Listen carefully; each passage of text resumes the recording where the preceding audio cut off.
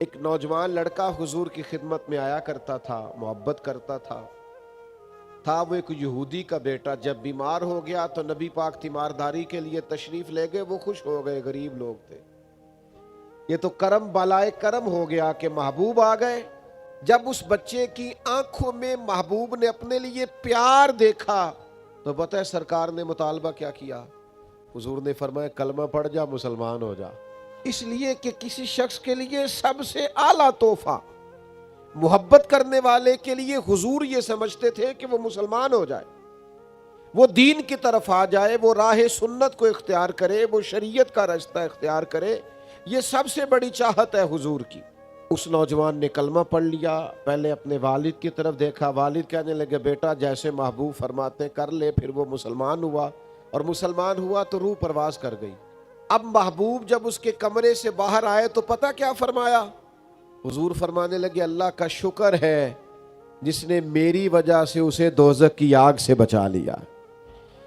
تو ایمان امتی لے آئیں، امتی سچ بولنے لگ جائیں، غلام رزق حلال والے ہو جائیں، ان کے مزاج، ان کے اخلاق، ان کے رویے، ان کے لہجے ٹھیک ہو جائیں، ان کا طرز زندگی سنور جائے، اخلاقی بلندیوں کی طرف یہ لوگ مائل ہو جائیں۔ یہ حضور کی سب سے بڑی چاہت، یہ نبی پاک کے سینے کا سب سے بڑا درد ہے۔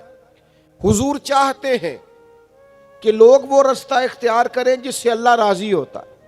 اس کے لیے نبی پاک بڑی کاوش کرتے، اس کے لیے حضور کوشش کرتے، ہر پہلو پر رہنمائی ارشاد فرماتے۔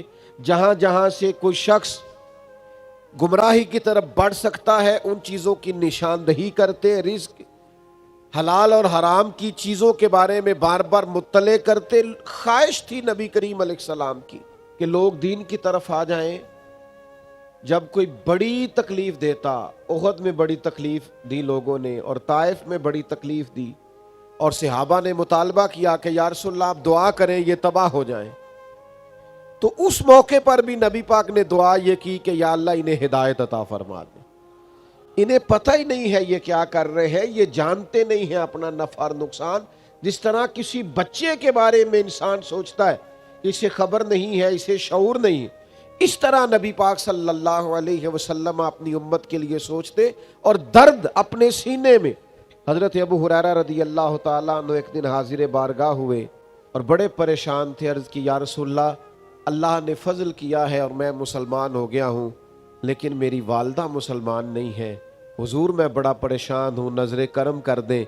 تو محبوب نے ہاتھ اٹھائے کہ اے اللہ ان کی والدہ کو ہدایت عطا فرما۔ حضرت ابو ہریرہ فرماتے ہیں میں دوڑا گھر کی طرف، نبی پاک علیہ السلام نے دعا کر دی اب کرم ہو جائے گا۔ فرماتے ہیں میں گھر کی طرف دوڑا، جا کے دروازے پہ دستک دی، اندر سے دروازہ بند تھا۔ میری والدہ کہنے لگی ذرا صبر کر میں غسل کر رہی ہوں۔ فرماتے ہیں اماں غسل کر کے باہر آئی، اور جیسے ہی میرا آمنا سامنا ہوا میری ماں نے کلمہ پڑھنا شروع کر دیا۔ تو میرے عزیز، اخلاقیات کا سنور جانا، رویوں کا درست ہو جانا، لب و لہجے کے اندر حسن کا آ جانا، اخلاق کا نکھر جانا، یہ حضور چاہتے ہیں، نبی پاک کا مطالبہ ہے۔ تو یاد رکھیے گا جیسے جیسے امتی ہدایت کا راستہ اختیار کرتے ہیں، جیسے جیسے اخلاق کا راستہ اختیار کرتے ہیں، جیسے جیسے تقوی کا راستہ اختیار کرتے ہیں، ویسے ویسے نبی پاک راضی ہوتے ہیں، ویسے ویسے حضور علیہ السلام خوش ہوتے ہیں۔ دوسرا جو حضور کے سینہ نور میں بہت زیادہ درد تھا نا، وہ یہ تھا کہ میری امت پر احکامات آسان ہوں۔ حضور نہیں چاہتے کہ امت پر سختی ہو، آزمائش ہو، آسان احکامات۔ حضرت سیدہ عائشہ صدیقہ رضی اللہ تعالی عنہا بیان فرماتی ہیں کہ اگر نبی پاک علیہ السلام کو اللہ کی طرف سے اختیار دیا جاتا نا کہ امت کے لیے یہ قبول کر لے یا یہ قبول کر لے، تو حضور وہ چیز قبول کیا کرتے تھے جو امت کے لیے آسان ہو۔ دیکھیں نا چند دن حضور نے نماز تراویح پڑھائی اور پھر چھوڑ دی، فرمایا مستقل پڑھاتا رہا تو کہیں تم پر فرض نہ ہو جائے۔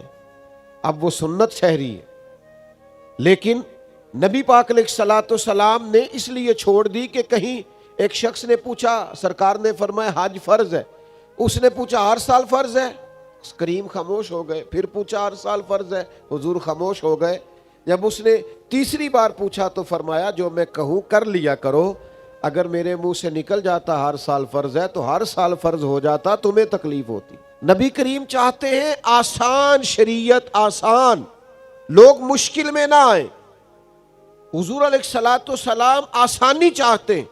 حضور علیہ السلام نا وصلی روزے رکھا کرتے تھے, یعنی آج روزہ رکھا, کل پھر رکھ لیا, پرسوں پھر رکھ لیا. تو کچھ صحابہ نے بھی چاہا ہم بھی وصلی روزے رکھیں, مسلسل روزے رکھیں. تو بیمار ہو گئے, تکلیف ہو گئی. تو اللہ کے حبیب علیہ الصلوۃ والسلام کو پتہ چلا کہ انہوں نے بھی اسی طرح روزے رکھے ہیں. تو حضور فرمانے لگے ایکم مثلی, تم میں سے میری طرح کا کون ہے؟ میں تو اپنے رب کے پاس رات گزارتا ہوں, کھلا بھی دیتا ہے پلا بھی دیتا ہے. تم ایک دن روزہ رکھا کرو اور ایک دن چھوڑا کرو, پابندی لگائی. جب کچھ صحابہ نے عرض کیا تھا کہ ہم ہر روز رات کو نفل پڑھیں گے, ساری رات ہر روز نفلی روزے رکھیں گے, تو نبی کریم نے فرمایا نا بھائی, میں تم سب سے زیادہ اللہ کو جانتا ہوں اور میں تم سب سے بڑھ کر رب سے ڈرتا ہوں. میں تو روزہ بھی رکھتا ہوں, افطار بھی کرتا ہوں, میں تو عبادت بھی کرتا ہوں اور کچھ وقت رات کا آرام بھی کرتا ہوں.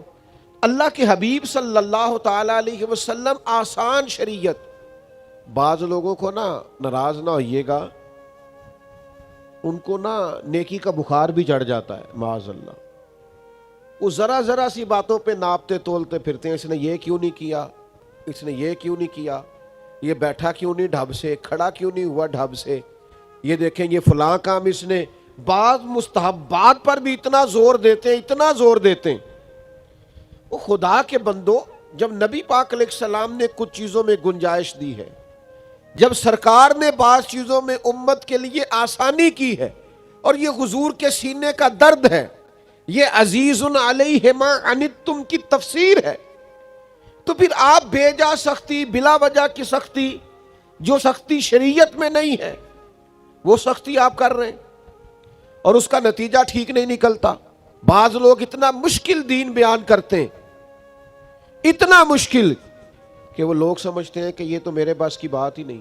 یعنی میں نے بعض لوگوں کو دیکھا ہے کہ وہ ولی کی شان بھی اس طرح بیان کرتے ہیں کہ بس جی یہ ولی کر سکتا ہے, اس کے علاوہ کوئی نہیں کر سکتا. تو لوگ سمجھتے ہیں بھئی یہ تو بڑا مشکل کام ہے, کوئی داتا صاحب ہوگا تو یہ کام کرے گا, کوئی خواجہ معین الدین ہی ہوں گے تو یہ کام کریں گے.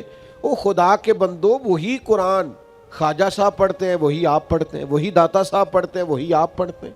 نبوت کا دروازہ بند ہے, ولی تو قیامت تک ہو سکتے. تو ہم کیا کرتے ہیں کہ بعض چیزیں اتنی مشکل کر کے بیان کرتے ہیں, اور پھر ہمارے ہاں چونکہ کرامتوں کا بھی ایک سلسلہ چلتا ہے, تو وہ ایسی انوکھی انوکھی کر کے بیان کی جاتی ہیں کہ وہ ماوراء العقل چیزیں چلی جاتی. تو شریعت کا وہ خاص حسن جو آسانی والا ہے, جس کا مطلب یہ ہے کہ اس پر عمل کیا جا سکتا ہے. ہاں, ہر چیز میں رخصت کو تلاش نہ کریں, آپ ہر چیز کو مشکل اپنی طرف سے نہ بنا دیں, لیکن یہ کہ وہ والا دین کا پہلو بیان نہ کریں. نبی پاک علیہ السلام جو دین لے کے آئے وہ تو قابل عمل ہے, وہ تو آسان ہے, وہ تو پیار والا ہے, اس کے تو انسان قریب چلا جاتا ہے, وہ تو جاذبیت والا ہے. اس کو تو جیسے جیسے بندہ پڑھتا جاتا ہے اسے لگتا ہے یہ تو پیارا ہی بڑا ہے, یہ تو دین حسین ہی بڑا ہے. جیسے جیسے شریعت اسلامیہ کو انسان دیکھتا جاتا ہے, غور کرتا ہے, مطالعہ کرتا ہے, علم پاتا ہے, اسے احساس ہوتا جاتا ہے کہ یہ تو بڑا خوبصورت ہے, بڑا میٹھا ہے, بڑا قابل عمل ہے. ایک امام صاحب نا نماز پڑھاتے تھے لوگوں کو, یہ بخاری مسلم میں حدیث موجود ہے, نماز پڑھاتے تھے, لیکن بہت لمبی نماز پڑھاتے, بہت لمبی. اب کچھ بیچارے ایسے لوگ بھی ان کے پیچھے کھڑے ہوتے جو سارا دن اونٹ چراتے رہے, محنت مزدوری کرتے رہے, لیکن بہت لمبی نماز پڑھاتے. تو لوگوں نے آ کے شکایت کی. آپ نے بات کو سمجھنا ہے. آج تو لوگ طلباء پر پابندی لگا دیتے ہیں نا کہ پورا قرآن مجید پڑھنا, میری دکان پہ قرآن پڑھنے آئے ہو, اصالہ ثواب کے لیے پڑھنے آئے تو سارا پڑھ کے اٹھنا. تو وہ بہت لمبی نماز پڑھاتے تھے. نبی پاک علیہ السلام کے حضور شکایت عرض کی گئی کہ یا رسول اللہ, ہم مزدور لوگ ہیں اور مزدوری کر کے آتے ہیں, اور یہ اتنی لمبی نماز پڑھاتے ہیں کہ وجود تھکتا ہے. نبی کریم علیہ السلام نے انہیں بلایا اور صحیح حدیث میں موجود ہے کہ حضور ناراض ہوئے اور ان لفظوں کے ساتھ ناراض ہوئے، فرمایا میں لوگوں کو دین کے قریب کرتا ہوں تو دور کرتا ہے. یعنی وہ پڑھا تو نماز ہی رہے تھے نا، سنا تو قرآن ہی رہے تھے نا، لیکن ہمارے ہاں بعض لوگوں نے دین اس طرح بیان کیا ہے اور بعض لوگوں نے اس کا در زیادہ بعض مستحبات میں شدت کی ہے کہ لوگ پریشان ہو جاتے. تو حضور چاہتے ہیں کہ دین آسان، اس پر لوگ عمل کر سکیں، اگرچہ یہ حضور ہی کا اختیار ہے، آج ہمارا نہیں. لیکن آپ کبھی غور کریں نا، ایک شخص نے آ کے کہا تھا یا رسول اللہ میں 2 ہی نمازیں پڑھوں گا، اگر آپ کہتے ہیں تو میں کلمہ پڑھ لوں، اگرچہ اختیار یہ صرف حضور کا ہے، یہ چھٹی آج نہیں کوئی دے سکتا. حضور میں 2 ہی پڑھوں گا، تو میرے کریم فرمانے لگے تو 2 ہی پڑھنا، کلمہ تو پڑھنا، آ تو صحیح نا، قبول تو کرنا. شارحین حدیث نے لکھا ہے یہ جس نے کہا تھا نا 2 پڑھوں گا، پھر بعد میں یہ تہجد بھی پڑھا کرتا تھا. لیکن اس کو آنے تو دینا، اس کو پہنچنے تو دینا، قریب تو آنے دے. لیکن مزاجوں کی شدت، وہ بعض اوقات لوگ ہمیں بھی کہتے ہیں پیر صاحب وہ تسی فلانے مرید نو کہو نا ٹھیک ہو جائے فٹافٹ، یہ بھی کرے وہ بھی کرے. سب ہو سکتا ہے، آتے ہی کہا جا سکتا ہے کہ آپ میری طرح کی بہت بڑی پگڑی رکھ لیں، جبہ پہن لیں، سارے کام ہو سکتے ہیں. لیکن میرا یہ خیال ہے کہ دھیرے دھیرے آئے گا نا تو ذرا سوچ سمجھ کے آئے گا اور پکا ہو کے آئے گا. کئی دفعہ یکدم آتے ہیں تو جتنی زور سے گیند دیوار کو لگتی ہے پھر اتنی زور سے واپس لوٹ جاتی ہے. تو نبی پاک صلی اللہ تعالی علیہ وسلم یہ چاہتے ہیں کہ لوگوں کو آسانی دی جائے. آپ دیکھیے نا، شدید بھوک لگی ہو نا اور ادھر جماعت کھڑی ہے تو شریعت کہتی ہے پہلے روٹی کھا لے پھر نماز پڑھنا، تاکہ دل جمی سے تو پڑھ سکے نا. نبی پاک علیہ السلام کے بعض اعمال بڑے پسندیدہ ہیں، لیکن حضور فرماتے ہیں میرا دل بڑا کرتا ہے پر تمہیں تکلیف ہوگی، میں تم پر پابندی نہیں لگاتا. حضور فرماتے ہیں ہر وضو کے ساتھ مسواک ضروری قرار دینے کو دل چاہتا ہے. میرا دل چاہتا ہے کہ میں عشاء کی نماز دیر تک مؤخر کرنے کا لوگوں سے کہوں کہ رات کے آخری حصے میں جا کے پڑھیں، لیکن لوگوں کو دقت ہوگی، میں یہ نہیں کرتا. تو جب نبی پاک علیہ السلام آسان دین دیتے ہیں تو ہمیں بھی چاہیے اپنی نئی نوجوان نسل کو دین کی تعبیر اس طرح کے بتائیں کہ ان کا عمل کرنے کو دل کرے، قریب آنے کو دل کرے. آپ شریعت اسلامیہ کا کوئی ایسا زاویہ بیان نہ کریں جس سے لوگ سمجھے کہ نہیں یہ تو 1400 سال پہلے معاذ اللہ شاید عمل ہو سکتا تھا اور آج عمل نہیں ہو سکتا. تیسرا پہلو، نبی کریم صلی اللہ تعالی علیہ وآلہ وسلم کے سینے میں نا لوگوں کا غم، دنیاوی غم بھی ہے، ایمان اور ہدایت کا غم بھی حضور نے پالا ہے، شریعت آسان ہو یہ بھی نبی پاک کا غم ہے سینے کا، اور یہ بھی حضور کا غم ہے کہ لوگوں کے دنیاوی مسائل بھی ٹھیک ہوں. یاد رکھیے گا اور اس کو سمجھ لیجئے گا بات کو کہ نبی پاک صلی اللہ تعالی علیہ وسلم عام معاملات کے اندر بھی، عام معاملات میں دیکھیے حضور لوگوں کو مکہ مکرمہ سے مدینہ طیبہ لے کے آئے تو حضور سے بڑھ کر کوئی توکل کا سبق دینے والا نہیں ہے اور صحابہ سے بڑھ کر کوئی صابر بھی نہیں، توکل کرنے والا بھی نہیں. لیکن جب لوگوں کو حضور مکہ مکرمہ سے مدینہ طیبہ لے کے آئے تو سب سے پہلے ان کی رہائش کا بندوبست کیا. مہاجرین سے کہا انہیں بھائی بھائی بناؤ، ان کی رہائش، ان کی خوراک، ان کے کاروبار، ان کی ساری چیزوں کا نبی پاک نے خیال رکھا، توجہ فرمائی. اور پھر نبی پاک علیہ السلام نے انہیں تبلیغ پر یا جہاد کی طرف متوجہ کیا جب تک لوگ گھر سے ہی سکھی نہ ہو، جب تک ان کے دنیاوی مسائل ہی حل نہ ہو. آپ یہ کیسے توقع کرتے ہیں کہ وہ کوئی دین کے کام میں پوری دلچسپی لے پائیں گے؟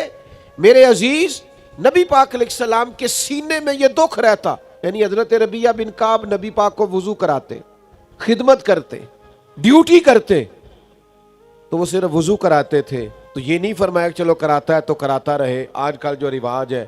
حضور نے ان سے پوچھا آپ شادی کیوں نہیں کرتے؟ ایک شخص صرف اتنی ڈیوٹی کرتا ہے کہ وضو کراتا ہے. تو حضور یہ خیال کرتے ہیں کہ اس کا گھر بسنا چاہیے، اس کی زندگی کے سارے معاملات بہتر ہونے چاہیے. نبی کریم صلی اللہ تعالی علیہ وسلم نے فرمایا شادی کیوں نہیں کرتے؟ تو حضرت ربیعہ بن کعب کہتے میں نے عرض کی حضور نہ کوئی کاروبار، نہ کوئی بڑا قبیلہ، نہ کوئی رنگ، نہ کوئی روپ، ہمیں کون رشتہ دے گا؟ فرماتے محبوب مسکرا دیے. اگلے دن پھر حضور نے پوچھا شادی کیوں نہیں کرتے؟ میں نے پھر عرض کی حضور نہ تو کوئی رنگ روپ ہے، نہ کوئی کاروبار ہے، نہ کوئی اونچا قبیلہ ہے، کون رشتہ دے گا؟ تیسرے دن پھر کریم نے فرمایا، تو میرے دل میں خیال آیا جب حضور جو فرماتے ہیں، جب نبی پاک فرماتے ہیں تو جو حضور کہہ دیں سانو قید سجن دا گہڑا ہے، وہ جنج رکھے ایسا اونج رہنا ہے، ٹھیک ہو گئی بات۔ اگر حضور فرماتے ہیں تو ختم ہے معاملہ۔ میں نے عرض کی حضور کرا دیں، یہاں تک نبی پاک بندوبست فرماتے میرا رشتہ بھی حضور نے طے کروایا، اور ایک صحابی سے فرمایا اس کو کھجور کی گٹھلی کے برابر سونا بندوبست کر کے دو، اس نے حق مہر دینا ہے، اور ایک صحابی سے فرمایا تم خرچ کرو تو اس نے ولیمہ کرنا۔ فرماتے ہیں میرے سارے انتظام ہی مجھے مدینے والے محبوب نے کرا کے دی۔ حضور دنیاوی مسائل کا بھی خیال کرتے میرے بھائی، ایک دوسرے کے دنیاوی چیزوں کا بھی خیال کریں، لوگوں کے معاشی مسائل کا بھی خیال کریں، دکھوں کا بھی خیال کریں۔ دیکھیں کس قدر نورانی طریقے سے آپ بیٹھے اور کہاں تک آپ کا اجتماع ہے۔ یہ نورانی اور پروکار مجمع، اگر ہم آج نیت کر لینا کہ ایک ایک بندہ ایک ایک بندے کا خیال رکھے گا۔ حضور نے فرمایا 2 کا کھانا ہو تو 3 کھا لیا کرو، اور 3 کا ہو تو 4۔ لیکن وہ مسئلہ یہ ہے کہ وہ ہمیں نا، جب تک تو ہم غریب ہوتے ہیں ہمارا خیال ہوتا ہے کہ اللہ پیسے دے گا تو انشاءاللہ میں فلاں فلاں غریب کا خیال کروں گا، لیکن جب پیسے آ جاتے ہیں نا پھر ہمیں گھر کے سامنے والا پلاٹ پسند آ جاتا ہے، پھر وہ ہمیں بڑی پریشانی ہوتی ہے کہ یہ مل جائے تو یہاں گاڑی کھڑی کیا کروں گا، سہولت ہو جائے گی۔ پہلے ہمارا دل ہوتا ہے 4 پیسے آ گئے تو غریبوں کا، بہن بھائی غریب جو ہوں گے، رشتہ دار دوست احباب خیال کروں، اور پھر جب اللہ وسعت دے دیتا ہے پھر ہمیں محسوس ہوتا ہے گاڑی تو چھوٹی ہے، یہ کبھی بڑی مل جائے نا، کبھی اس سے بھی بڑی مل جائے نا۔ اپنے ہی بارے میں خدا مجھے ایسی خدائی نہ دے کہ اپنے سوا کچھ دکھائی نہ دے۔ تھوڑا تھوڑا دوسروں کے بارے میں سوچیں، تھوڑا تھوڑا دوسروں کا خیال کریں۔ نبی رحمت صلی اللہ تعالی علیہ وآلہ وسلم کا یہ طریقہ مبارکہ تھا کہ حضور علیہ الصلوۃ والسلام لوگوں کی دنیاوی معاملات میں بھی توجہ فرماتے، غور کرتے۔ آپ دیکھیے نا، بڑی مشہور روایت ہے، حضرت سلمان فارسی رضی اللہ تعالیٰ عنہ جب ان کو رہائی دلوانی تھی ان کے آقا سے، تو حضور نے سارے بندوبست کر کے دیے، سونا بھی صحابہ سے کہا جمع کر کے دو، اور اگر ان کے لیے کچھ باغات لگانے تھے، کھیتی باڑی کرنی تھی، تو صحابہ سے فرمایا آؤ سارے مل کے کام کریں۔ اپنے بھائی کی گردن چھڑانے کے لیے سارے ڈیوٹی کریں، تو بھائی کیوں نہ ایک دوسرے کی مدد کریں، ایک دوسرے کا بازو تھامیں۔ پر ایک بات ضرور ذہن میں رکھنی ہے، کسی سے تعاون کرنا ہے محض اللہ کی رضا کے لیے، لوگوں کو غلام بنانے کے لیے نہیں، گردنیں جھکانے کے لیے نہیں، یہ کہنے کے لیے نہیں کہ ایکڑا نہ نیکی کر دینے۔ بھائی نہ نیکی کہ آپ کا پوسٹر چھپوا دیں، 2-4 بڑے بڑے فلیکس شہر میں لگوا دیں کہ صاحب نے ہمارے ساتھ بڑی نیکی کی ہے۔ آپ اللہ کی رضا کے لیے کریں اور پھر بھول جائیں۔ یہ نبی پاک صلی اللہ تعالی علیہ وسلم کا ایک بہت بڑا اللہ کے حبیب کے سینے کا درد ہے۔ دیکھیے بعض ایسی چیزیں جن میں شریعت مکلف نہیں کرتی، اس میں بھی حضور چاہتے تھے کسی کا مسئلہ حل ہو جائے۔ ایک شخص نے آ کے حضور سے کچھ مانگا، اللہ کے حبیب علیہ السلام نے فرمایا اس وقت تو ظاہری طور پر میرے پاس بظاہر موجود نہیں ہے، 2 جہاں کے شاہ ہیں اور پاس کچھ رکھتے نہیں، 2 جہاں کی نعمتیں ہیں ان کے خالی ہاتھ۔ حضور نے فرمایا اس وقت تو بظاہر کچھ نہیں، آپ اس طرح کریں فلاں دکان پہ چلے جائیں اور میرے نام پہ قرض اٹھا لیں۔ ہم تو اندر پڑے ہوئے ہوتے ہیں نا، ڈھیر لگے ہوئے ہوتے ہیں پھر بھی نہیں دیتے، اور یہاں کریم نے فرمایا قرض لے لے میرے نام پر۔ حضرت عمر رضی اللہ تعالیٰ عنہ کھڑے تھے اور انہوں نے حضور سے شریعت کا یہ قاعدہ ضابطہ سنا ہوا تھا کہ آپ کے پاس ہے تو دے دے، نہیں ہے تو معذرت کر لے۔ حضرت عمر عرض گزار ہوئے کہ یا رسول اللہ صلی اللہ تعالی علیہ وسلم، اللہ کا دین تو ہمیں اس کا پابند نہیں کرتا کہ قرض اٹھا کے اللہ کی راہ میں دیا جائے۔ حضرت عمر مسئلہ دریافت کر رہے اور حضور کی سکھائی ہوئی بات عرض کر رہے کہ یا رسول اللہ قانون ویسے یہ نہیں کہ آپ کے پاس ہے تو دے دے، نہیں ہے تو معذرت کر لے۔ تو حضور نے حضرت عمر کا اس موقع پر یہ بات کرنا پسند نہیں فرمایا۔ حضرت بلال عرض گزار ہوئے یا رسول اللہ آپ بانٹیے، عرش کا مالک بڑا ہی عطا کرنے والا ہے۔ हुजूर खुश हो गए, चेहरा मुबारक और ज्यादा जगमगा उठा। करीम फरमाने लगे कर्ज ले लो मेरे नाम पर, यानी कर्ज उठाकर भी अगर किसी की मदद की जा सकती है, उसकी जरूरत पूरी की जा सकती है, तो नबी करीम करते थे। लेकिन हमारे यहाँ तो अंदर सरमाया पड़ा रहता है, हम तो सारा कुछ पास होता है और हमारे अड़ोस पड़ोस में लोग भूखे होते हैं। हमारे घर में बेहतरीन खाना पका होता है, 10,000 का फास्ट फूड, फिर भी दरवाजे पे लिए एक शख्स खड़ा होता है। लेकिन उसी घर के कोने के अंदर कुछ ऐसे लोग भी होते हैं जिन्होंने शाम अचार से खाई होती है, लेकिन हमें वो नजर ही नहीं आते, दिखाई नहीं देते, तवज्जो ही नहीं करते, ज़हन ही नहीं बनता। मेरे महबूब का मिलाद मनाने के लिए इतनी बड़ी तादाद में जमा होने वाले हुजूर के गुलामों, यार थोड़ा थोड़ा एहसास एक दूसरे का पैदा करें। दुख बड़े बढ़ गए हैं, तकलीफें बड़ी बढ़ गई हैं। ये सैलाब आया है, गरीबों की गरीबी में और इजाफा हो जाएगा। किसान जिन्होंने मेहनत करके फसलें बोई थी, नतीजे का वक्त आया है तो वहां पानी आ खड़ा हुआ है। जिनका सारा गुजारा जानवरों पे होता था, उनके जानवर बह गए, उन्होंने अपनी आंखों से बहते हुए देखे। और कच्चे मेरे मकान की दीवार क्या गिरी, लोगों ने मेरे सहन में रस्ते बना लिए। हालात और हो गए, आजमाइश बढ़ गई, दुख बढ़ गए, तकलीफें बढ़ गई। थोड़ी देर खबरें चलेंगी, थोड़ी देर तबसरे होंगे, थोड़ी देर गौर किया जाएगा कि आखिर पानी क्यों आया, फिर इस पर भी टीवियों पे डिबेट होगी कि आइंदा कैसे रोका जाए। लेकिन वो जो बच्चे लेके सड़क पे आ गए, उनको कल को वो सारा कुछ खुद से करना है।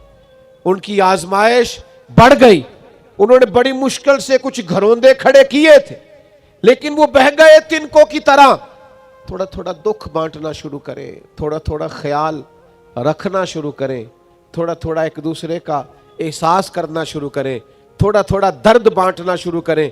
अंदर सरमाया रख के, अंदर चीजों को रख के, किस तरह हमारी तबीयत ये चाहती है। बुखारी शरीफ में एक हदीस है, सहाबा फरमाते कभी ऐसा नहीं हुआ, ये हमने पहली दफा देखा कि नबी पाक अलैहिस्सलाम ने असर की नमाज पढ़ाई और हुजूर तेजी से घर चले गए। ये अंदाज हमने पहले कभी नहीं देखा था।